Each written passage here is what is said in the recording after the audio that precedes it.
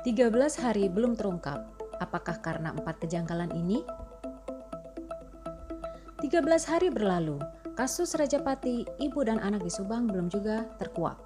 Demikian pula dengan sosok pelaku Rajapati yang hingga kini masih misterius.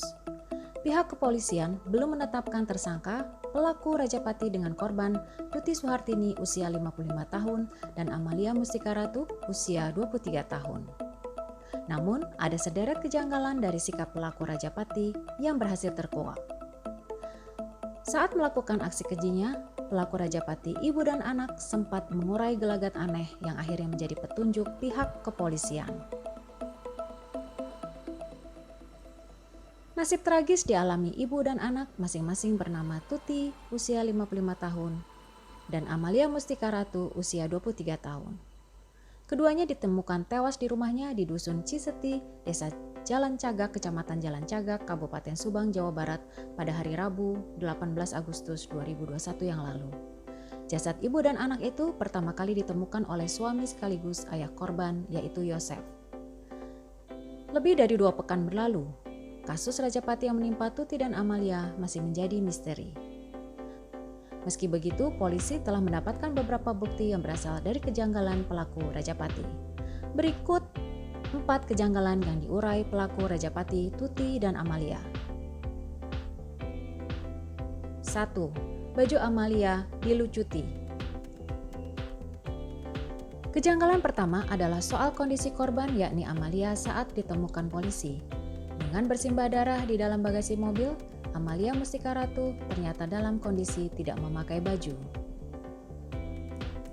Hal tersebut diungkap oleh pihak kepolisian dalam hal ini Polda Jabar. Kondisinya pada saat di tempat kejadian perkara atau TKP memang tanpa busana, tapi dalam keadaan tertutup, ujar Kabid Humas Polda Jabar Kombes RD A. Caniago. Berkenaan dengan pengungkapan tersebut, sosok pelaku Rajapati, Tuti, dan Amalia pun semakin misterius saja. Sebab meski jasad Amalia ditemukan dalam kondisi tanpa busana, polisi justru tidak menemukan adanya tanda-tanda kekerasan seksual di tubuh korban. Tapi sepertinya tidak ada tanda kekerasan seksual.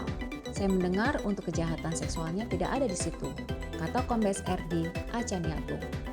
Menegaskan hal tersebut, Kapolres Subang AKBP Sumarni mengatakan dari hasil otopsi sementara tidak ditemukan adanya indikasi tindak pidana lain seperti ruda paksa yang ditujukan kepada ibu maupun anaknya tersebut. Kemudian kita juga melakukan pengecekan apakah terjadi persetubuhan atau tidak. Ternyata selaput darah masih utuh. Jadi tidak ada indikasi persetubuhan di sana, ujar AKBP Sumarni di Subang, Kamis 19 Agustus 2021. 2. Tuti di Rajapati 5 jam terlebih dahulu. Kejanggalan kedua yang diurai pelaku adalah perihal aksinya melakukan Rajapati terhadap 2 korban. Ternyata ada rentang waktu cukup lama dari kematian korban pertama yakni Tuti dengan korban kedua yakni Amalia. Dari hasil olah TKP dan autopsi sementara itu, Tuti dan Amalia Mustika Ratu meninggal dini hari. Tuti meninggal dunia 5 jam lebih dulu dibanding Amalia. Diduga korban ini meninggalnya pukul 04.00 waktu Indonesia Barat sampai pukul 05.00 waktu Indonesia Barat di pagi hari. Kemudian yang ibunya diperkirakan 5 jam sebelumnya. Jadi yang lebih dulu meninggal yaitu ibunya, kata Kapolres Subang AKBP Sumarni. Pelaku Rajapati, ibu dan anak itu pun diduga kuat paham situasi rumah korban. Sebab saat diperiksa tidak ada pintu yang dirusak serta tak ada harta benda yang hilang. Hal tersebut mengisyaratkan bahwa pelaku adalah orang dekat korban. Diketahui dari hasil olah TKP serta keterangan dari saksi-saksi, diduga pelaku ini mengenal korban dan sudah mengetahui situasi dari dalam rumah korban, kata AKBP Sumarni. Akan tetapi Sumarni masih belum mengarah lebih lanjut untuk penetapan pelaku, karena pada saat ini pihak kepolisian masih bekerja keras dalam melakukan penyelidikan lebih lanjut terkait dugaan-dugaan temuan di lapangan. Kami masih belum bisa sampaikan, masih dalam penyelidikan, tapi kami sudah fokus, ujarnya. Sumarni juga menyebutkan, fakta temuan lainnya di lapangan bahwa pelaku dari dugaan Rajapati ini lebih dari 1 orang.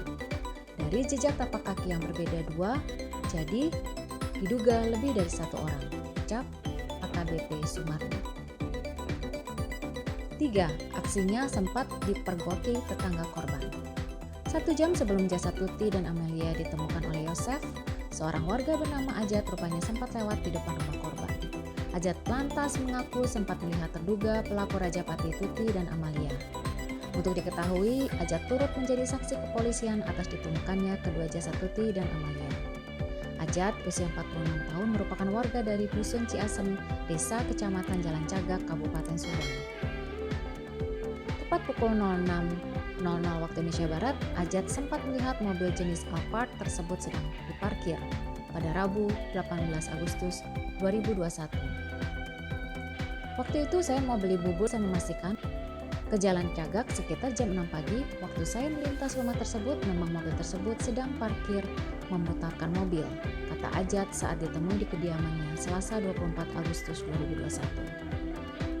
Lewat depan rumah Tuti, Ajat pun melihat sosok misterius tersebut sedang melakukan proses parkir. Ajat menjelaskan bahwa proses parkir tersebut berawal dari memundurkan mobil sampai dengan memutarbalikkan posisi mobil. Ajat pun melihat momen saat mobil tersebut kembali ke dalam halaman parkir dari rumah Tuti. Awalnya kan kepala mobilnya ke atas, terus saya melihat mundur terus dia ke halaman tanah kosong yang samping buat muterin mobil kayaknya, tutur Ajat. Melihat ada mobil Alphard diparkirkan di rumah Tuti, Ajat tak curiga. Ajat langsung melanjutkan perjalanannya tersebut. Hingga akhirnya sekitar pukul 07.30 waktu Indonesia Barat, Ajat terkejut. Ajat kaget di saat dirinya kembali pulang, situasi rumah Tuti sudah ramai dengan warga sekitar. Rupanya saat itu warga digegerkan dengan penemuan Tuti dan Amalia yang sudah tidak bernyawa di dalam bagasi mobil jenis Alphard. Waktu itu memang saya tidak ada curiga apa-apa saat melintas. Waktu saya pulang, kok di rumah itu sudah banyak warga rame-rame. Ternyata kata warga ada yang tewas di dalam bagasi mobil, ucap Ajat. 4. Tak ambil uang 30 juta rupiah. Kejanggalan keempat yang juga menjadi temuan baru polisi adalah soal pelaku yang tak mengambil uang puluhan juta di TKP. Kuasa hukum Yosef, suami dari Tuti sekaligus ayah dari Amalia, Rohman Hidayat, menyebut bahwa ada uang 30 juta rupiah di dalam rumah saat aksi Rajapati itu terjadi. Namun nyatanya uang puluhan juta itu tak disentuh atau diambil pelaku. Alih-alih mengambil uang, sang pelaku malah mengambil ponsel Amalia. Iya, ada uang 30 juta rupiah di rumah tapi tidak diambil. Saat ditemukan uangnya masih ada dan sempat dijadikan barang bukti oleh polisi, kata Rohman Hidayat saat dihubungi pada Jumat 27 Agustus 2021. Uang 30 juta rupiah itu, kata Rohman yang mendapat keterangan dari Yosef, merupakan uang gaji guru di SMK swasta di Kecamatan Serang Panjang, Kabupaten Subang. Seperti diketahui, Amalia merupakan bendahara Yayasan Bina Prestasi Nasional. Amalia merupakan bendahara Yayasan Bina Prestasi Nasional yang dimiliki oleh keluarga Yosef. Itu uang gaji guru, sempat dijadikan barang bukti oleh polisi, namun pada 25 Agustus 2021 sudah dikembalikan ke Pak Yosef. Sudah ada tanda terimanya, ucap Rohman Hidayat. Selain uang 30 juta rupiah, polisi juga mengembalikan sejumlah barang bukti yang sempat diambil di lokasi kejadian. Semua sudah dikembalikan, termasuk ponsel Pak Yosef juga sudah dikembalikan, kata Rohman Hidayat. Polisi tidak kejar pengakuan. Kabid Humas Polda Jabar Kombes RD Acaniago mengatakan pengungkapan pelaku akan didasarkan atas alat bukti.